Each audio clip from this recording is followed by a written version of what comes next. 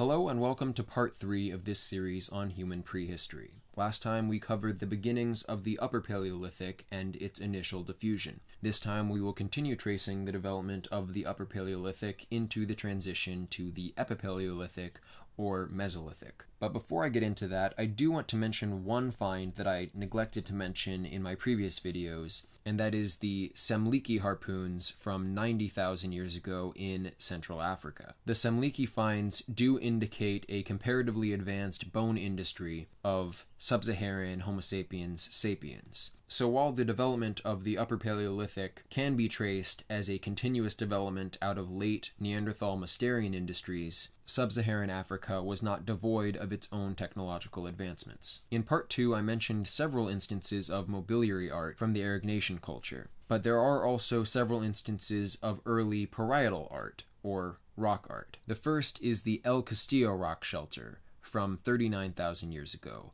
and these are hand stencils. From 35,000 years ago, we have the Fumain cave paintings from northeast Italy, which boasts the earliest known figurative painting. We have the Abri Castanet engravings from France, also 35,000 years ago. The Altamira cave in northern Spain, around 33,000 years ago. The artistically developed Chauvet cave paintings from 30,000 years ago, which, unlike the later Gravedian art, tends to feature more dangerous animals. Also 30,000 years ago, we have the parietal art of the Kohli cave of Romania, which is similar in style to the Chauvet. The Aurignacian period lasted roughly from 40,000 years ago to around 28,000 years ago, and was contemporaneous with the Selutrian, which I mentioned previously, which featured a bifacial leaf-shaped tool reminiscent of the later Selutrian points. The Selutrian industry was found primarily in Hungary, Czechoslovakia, and southwestern Poland, although it seems to have influenced industries in Romania and Bulgaria. It's interesting that while the earliest examples of cave paintings do come from Europe, an early parietal art tradition is not too far behind from Indonesia. The Sulawesi hand stencils are found from 38,000 years ago, which is only 1,000 years later than the El Castillo hand stencils.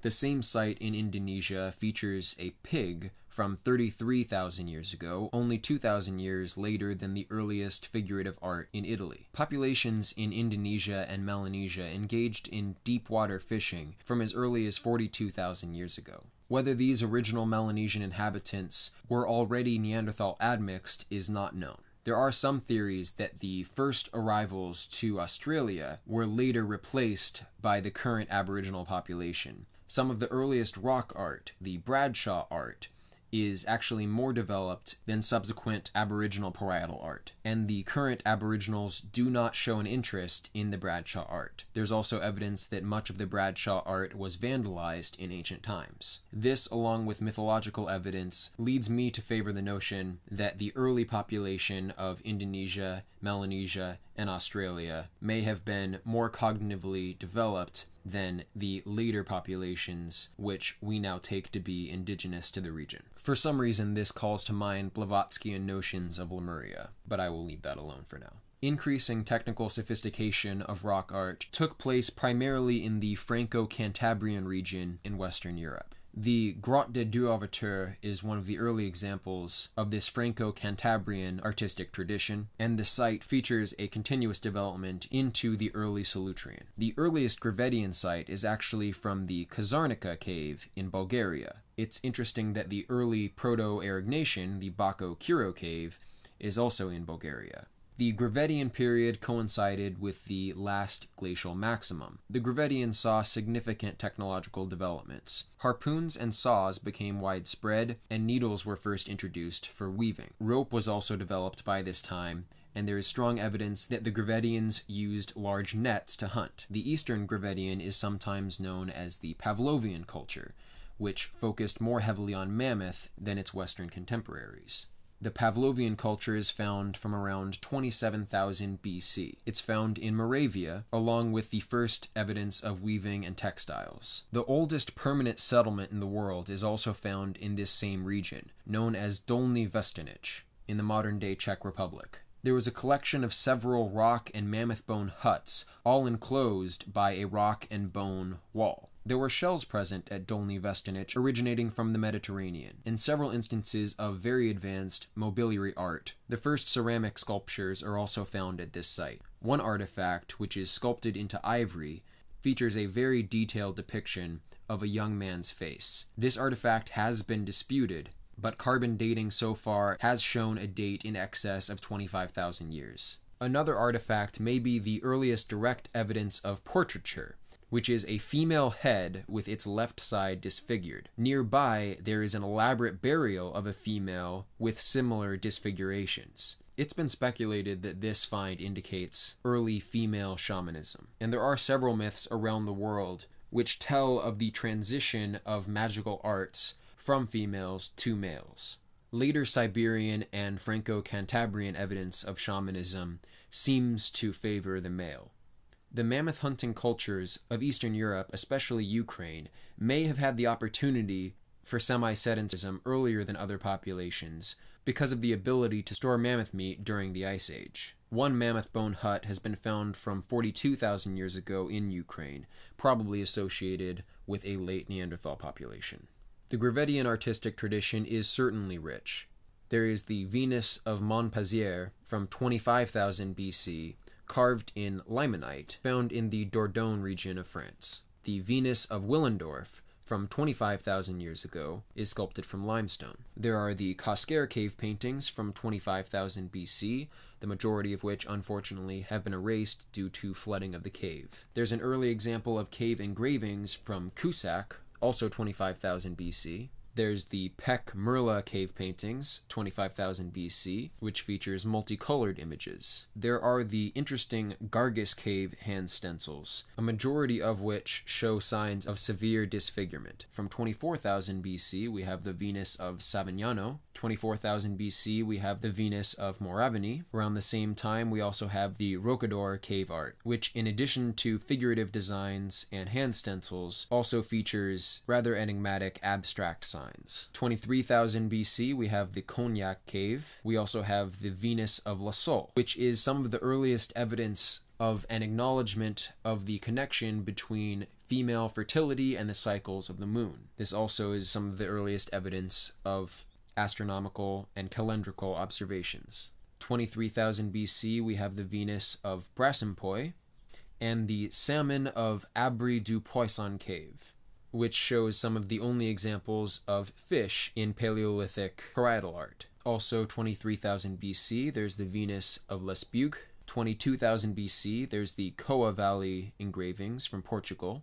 22,000 BC, we find the oldest known sculpture in Russia, the Venus of Kostenki, near the Don River. The earliest carvings are in ivory, and around 20,000 years ago at the same site we have limestone carvings. 20,000 BC, we have the Venus of Gagarino, also the Avdivo Venuses. Much of the work from the south-central Siberian Malta site is also from this time period. From 20,000 BC, we also have the Zaraisk Venuses. The Selutrian industry begins around this time, first appearing in Spain. The Selutrian art has been called by some the most advanced of the Paleolithic, and includes the La Paleta Cave from 16,000 BC in southern Spain, La Placard Cave, 17,500 BC, and the cave paintings of Lascaux from 17,000 BC. Parietal rock sculpture also became quite advanced during this time.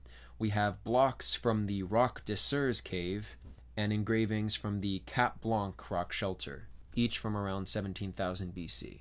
The Selutrian culture has been inculcated in theories pertaining to the origins of the Clovis culture. I would recommend a video entitled Dennis Stanford, Ice Age and Clovis Culture, in which he outlines a very strong case for the Selutrian hypothesis. The Selutrian or Clovis people may not have been the first to the New World, however. It seems that the early Negrito migration through Melanesia and Polynesia may have reached South America by as early as 30,000 years ago. A snapshot of the general character of these early Negrito migrants might be found in the Andamanese, who were isolated from 24,000 BC to the 18th century AD. The Andamanese most likely originated from northeast India, and they are pygmy.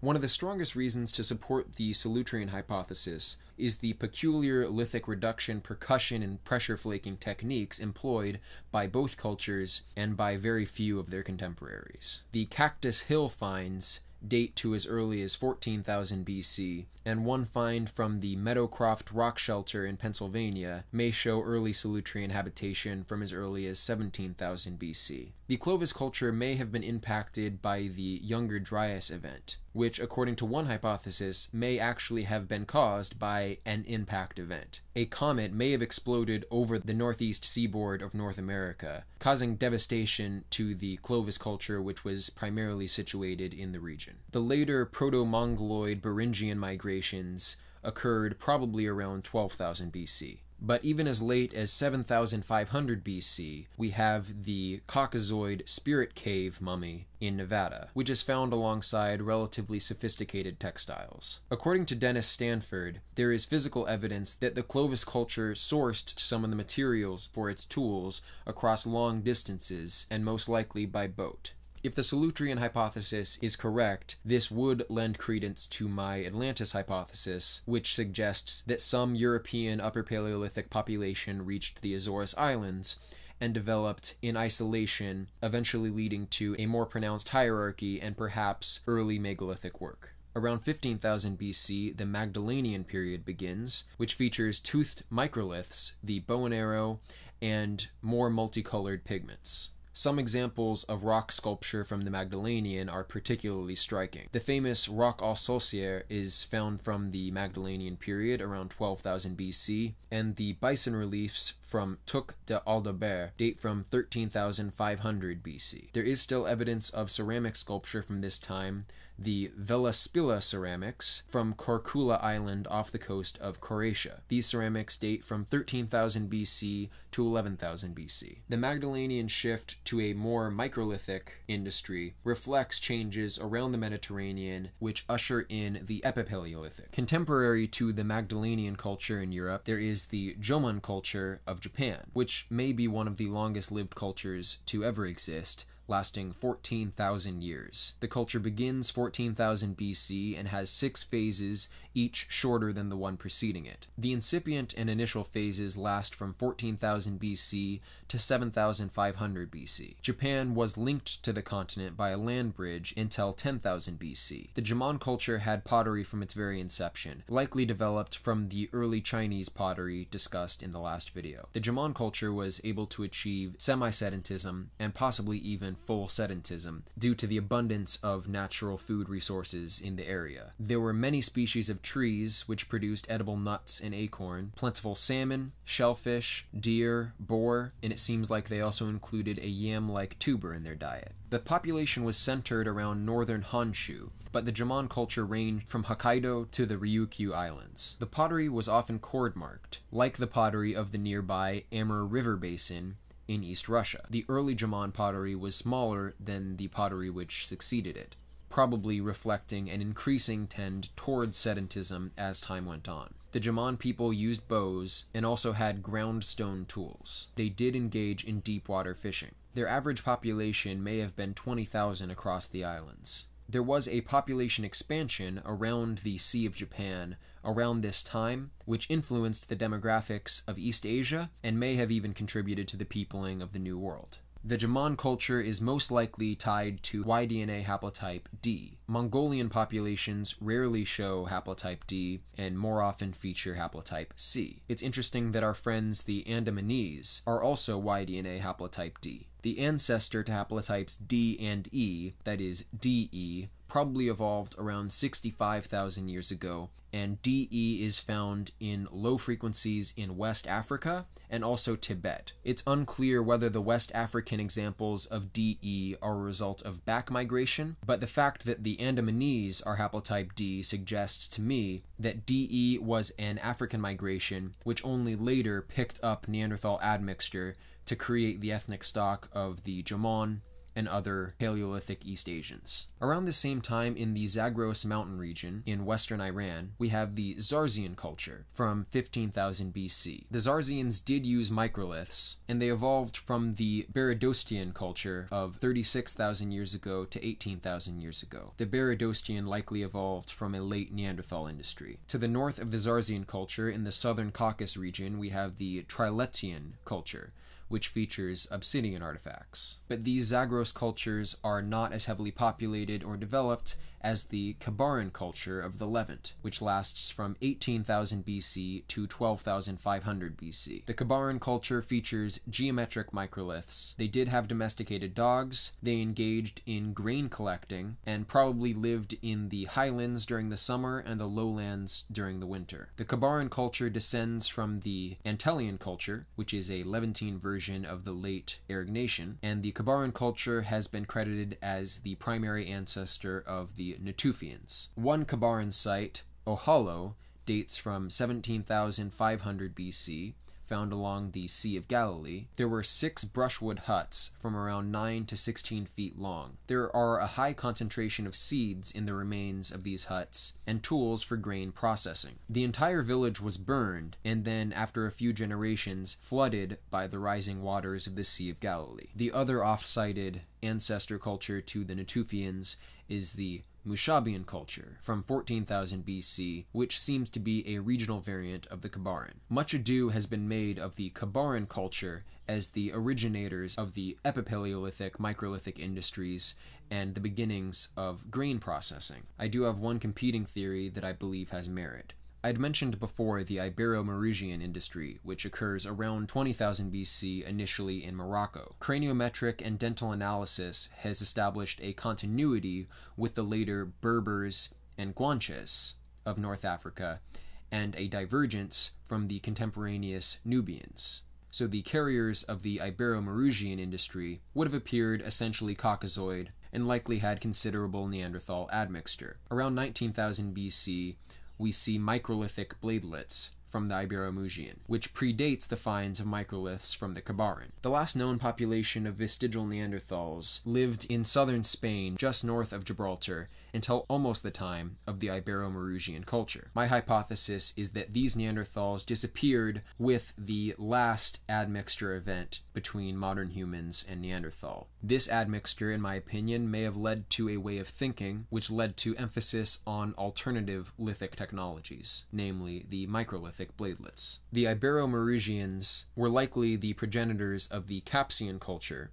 which extended over a broad range of what is now the Sahara. The Capsian culture arrives around 15,000 BC, and it is similar to the Eburan industry from Kenya, which begins around 13,000 BC. The Hellfin culture in the Upper Nile, that is the Southern Nile, originates around 18,000 BC and also features microliths. There is debate about the origins of the Hellfin culture, but it does seem to me that the most plausible explanation is that the Iberomerusians came first with their microliths and spread the technology across North Africa. The Iberomerusians, by the way, practiced the removal of their upper incisors, and there's evidence that they processed pine nuts and acorns, which could have hypothetically been fermented. Joseph Campbell hypothesizes that an early plant cultivating culture spread from North Africa into the Near East, through South Asia, and all the way into Melanesia. The Iberomerusian and Capsian industries would have been the beginning of this eastward mythological and technological spread. The Hellfin culture was succeeded by the Sibyllian culture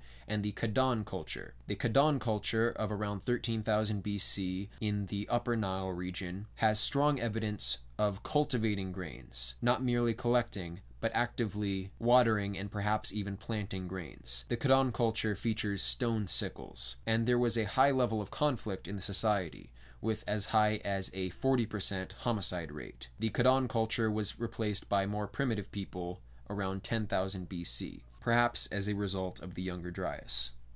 Archaeological evidence is sadly lacking from this time in Arabia, India, and Southeast Asia. The Magdalenian period in Europe was succeeded by a number of local industries. We have the Federmesser and Azilians from 12,000 BC, which brought about an emphasis on fishing as opposed to hunting. From 11,000 BC, we have the Creswellian industry in England, On the north coast of Germany, we have the Ahrensburg culture, and to the east, we have the Swiderian culture, also 11,000 BC. The Swiderians most likely followed the retreating glaciers across the newly opened tundra. Andrew Collins has a theory that the Swiderian culture descended across the Caucasus Mountains to instigate the construction of Göbekli Tepe. I don't consider him especially credible, but it is an interesting theory if you want to listen to it. The Transylvanian Epi Paleolithic from around 11,000 BC features geometric motifs, as does that of central Ukraine. In central Ukraine, the Mazin site has an abundance of artistic materials and features the first known swastika patterns from 10,000 BC. Around 11,000 BC in Sicily, we have the Adara cave engraving, which seems to depict a sacrificial scene, which indicates socio-religious complexity prior to the development of the Neolithic. The style of the Adara cave sacrifice scene is, to me, quite striking, and for some reason, connections to my Atlantean hypothesis spring to mind. There's one very interesting site in Serbia, Lepenski Vir, which is located right on the Danube. Surrounding caves have settlements dating back to 20,000 BC, but according to archaeologists, the earliest lair at Lepenski Vir dates to 9,500 BC. Unfortunately, shortly after the site was discovered, in 1971, the site was flooded because of the construction of a dam for an artificial lake. Objects from the site were moved to higher ground. Unfortunately, we may not be able to get a firm dating on the beginnings of the more advanced activity at Lepenski Vir. It was a planned village, following one continuous geometrical pattern. Notable elders were buried behind fireplaces in the home. Most of the individuals were buried in a cemetery outside the village.